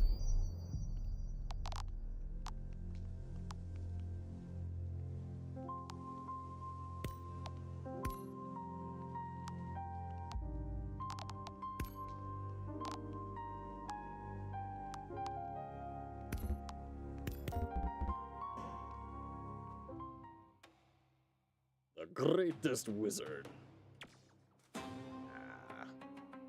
That's another thing, is that like it feels like the enemies are spawned in before they are actually spawned in. So you kind of use a big ability and it just whiffs because the health bar isn't activated yet, which feels pretty pants.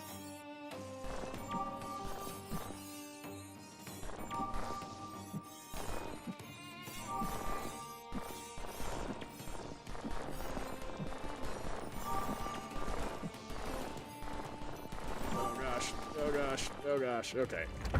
Woof. Got about the same amount as last time. Yeah, there's a problem now where I'm starting to upgrade the sword, and yet everything is kind of out of range of it.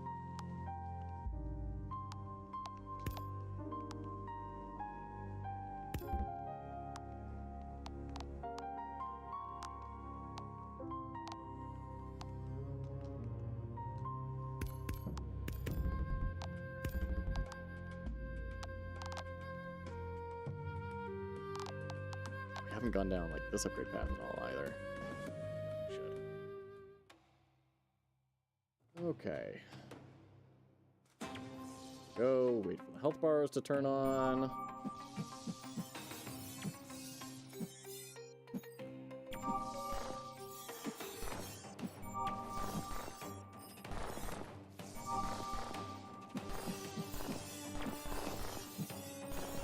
Lots of screen shake happening.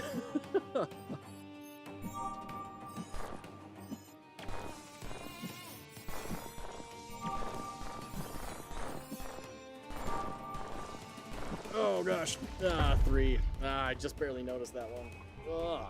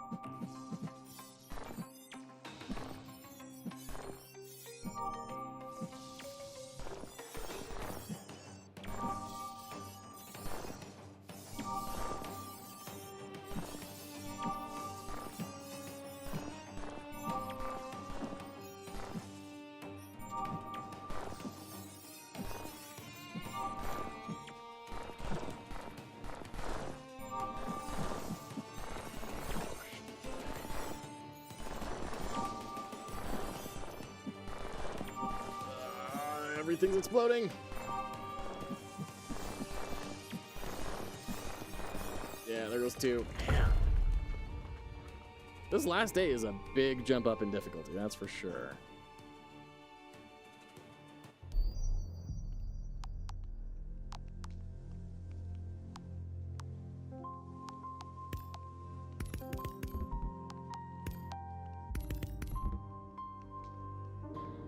I'm gonna give it one more run, and then we're gonna call it for the night. Thanks everyone for hanging out. I really appreciate all the thoughts. Very helpful for me.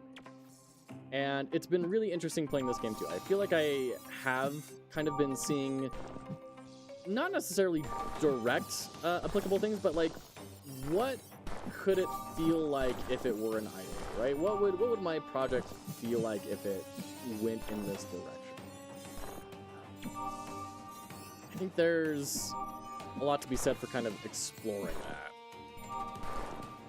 And it is tempting in a lot of ways, I'm not gonna lie. Just for some reason it feels more like an auto like a roguelike for me than it does which is complete and total bogus, because on paper probably it would lend itself better to an incremental style game. And I don't know why I don't want to accept that. All right, one more wave. Oh.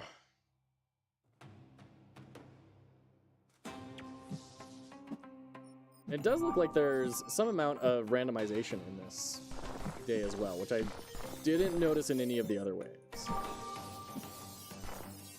And maybe this is like the true difficulty or something, I don't know.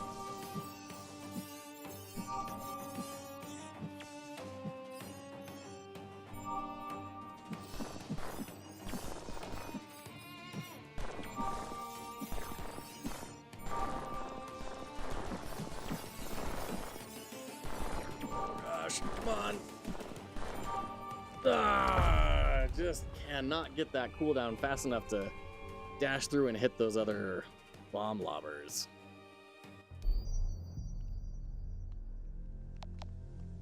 Whew. I mean, this would be a really good one. Attack range by 20%. I mean, there's definitely like upgrades that we can get here. I'm not concerned about being able to beat it, but it is just kind of like, you know, how much grind am I gonna be putting in here?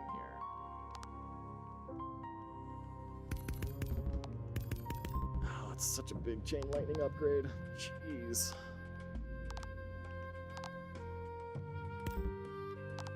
All right, we'll do one more wave. One more wave, and you can't stop me. Just because I want to see like how big of a difference that those big hefty chain lightning upgrades are going to actually give me here.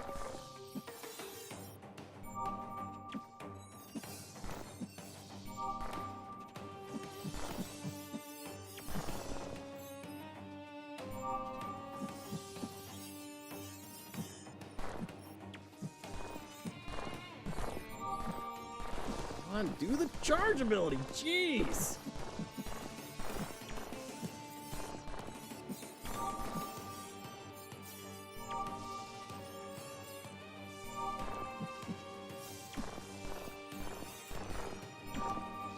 Okay, well, we made it past our big break point that we had before. I don't know how much longer we'll last.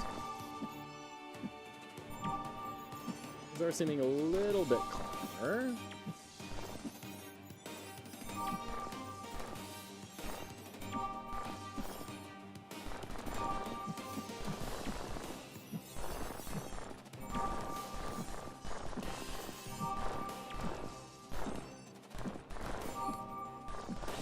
Use your charge ability, gosh!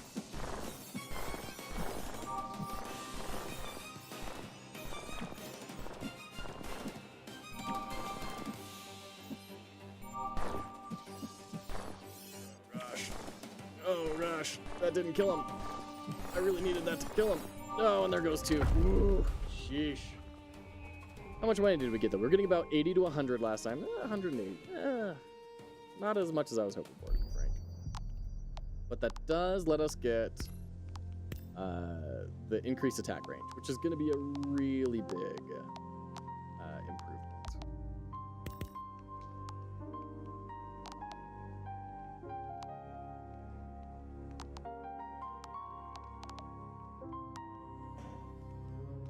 And see, now I'm like, I wanna see how big of an improvement that extra attack range is, because that's a pretty big upgrade. I wanna feel like, is that gonna make a big difference?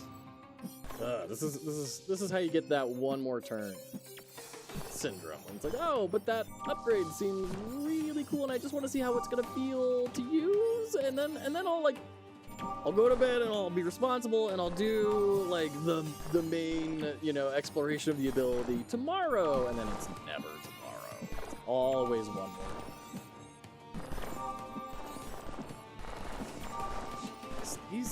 These dudes over here are so nasty.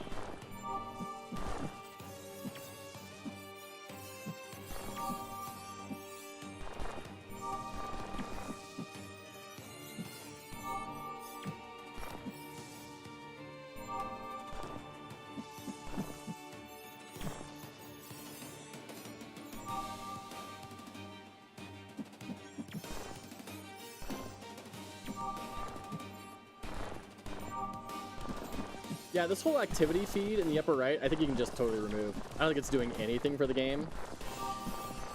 The noises are helpful, but like either put it in the middle or just get rid of it, because I don't think anyone's gonna be looking up to that side of the screen.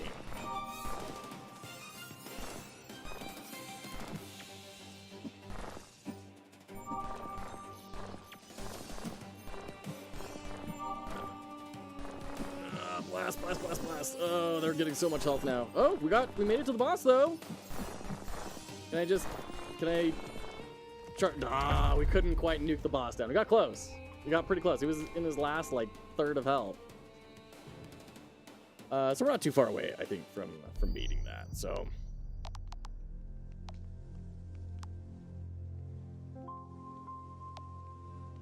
oh man.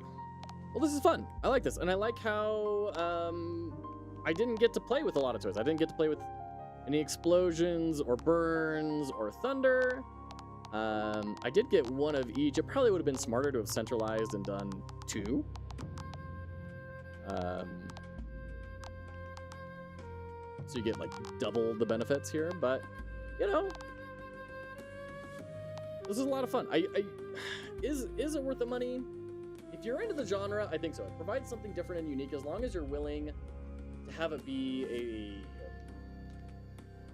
primary monitor game, as we've been saying. Then I think that Ash Warden provides a lot that's kind of interesting, and you can play around with a lot of things. You might even have fun playing with different builds. I don't know that I'm having a good enough time to be like, oh, I really want to see what Thunder build would play like. It's like, it's probably just, damage in a slightly different form. Not incredibly compelling, but it might be for you. And maybe I'm completely wrong. Maybe I'm totally misunderstanding what that upgrade actually is. I don't know. But I think that's going to be it for me tonight.